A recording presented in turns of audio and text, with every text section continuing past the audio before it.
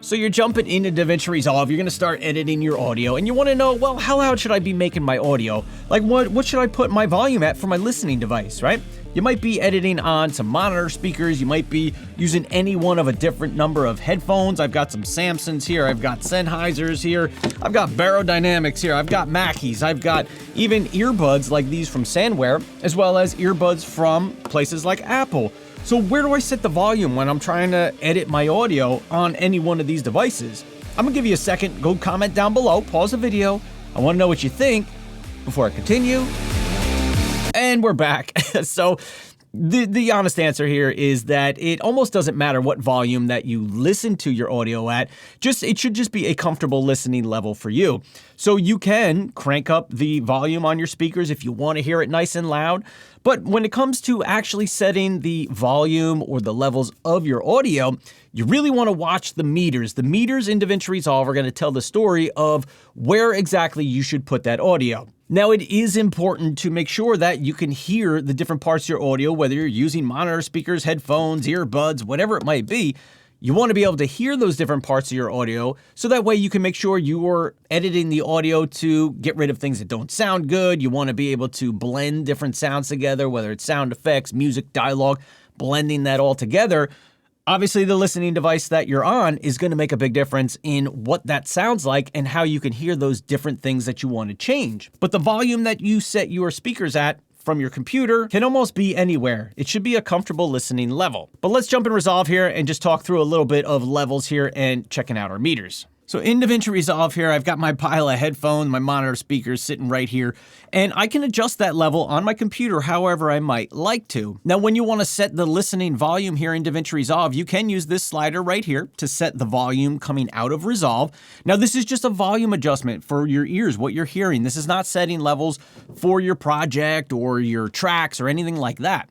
You can also mute it if you want by clicking that, or you can just dim it down a little bit by hitting the dim button. The other thing you can think about is on your computer itself. If you come up to your sound settings, I can adjust my sound settings to be wherever I want. Typically mine are around, 75%, something like that.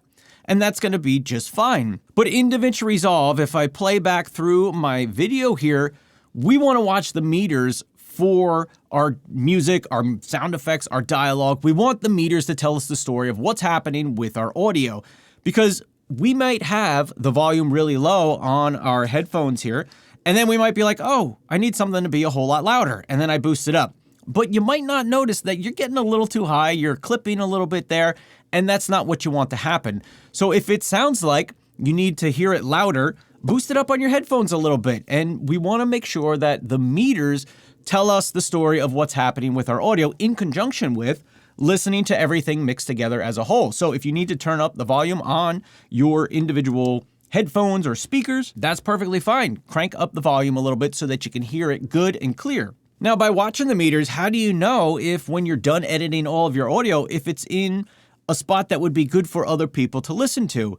Well, that's kind of where we come into something like loudness, right? So after we've edited our whole video together here, you're going to want to jump over into Fairlight, and then in Fairlight here, if we go ahead and toggle on our automation, we can get this little graph on our bus one down here, and we can check the loudness, the overall loudness of our video. Now, depending on the platform that you're creating for, and in my case, it's primarily YouTube, we want to meet minus 14 LUFS. And that's a measurement of everything together, the whole loudness. How does it come across to our viewer? How is it getting measured on the YouTube platform? And minus 14 LUFS is that limit that we're allowed to go to. So if we do all of our audio editing, you get everything set up good by the meters, it sounds good when you mix it together, and then you go through that process of checking your loudness, which I've got videos on showing you how to do that and how to meet different standards, then you should be good to go. You could keep your headphones at a very low volume and be able to just mix and blend everything together the way you think sounds good,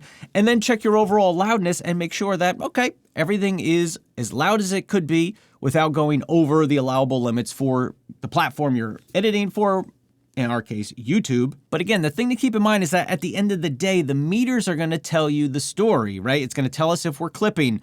Now, you could hear that in the headphones too, but it's going to tell us if we're clipping. It's going to tell us if we're too quiet. Between using our meters to edit our audio levels and using the overall loudness to measure at the very end of our audio editing process, That's going to give us the best picture of where our audio should be and how to make it sound the best that we can for our viewers. Now, one interesting fact that I'm going to make another video on coming up here is that when you use different types of headphones, monitor speakers, earbuds, whatever it might be, you're going to get different results, right? Each one of these devices are created a little bit differently by their manufacturer.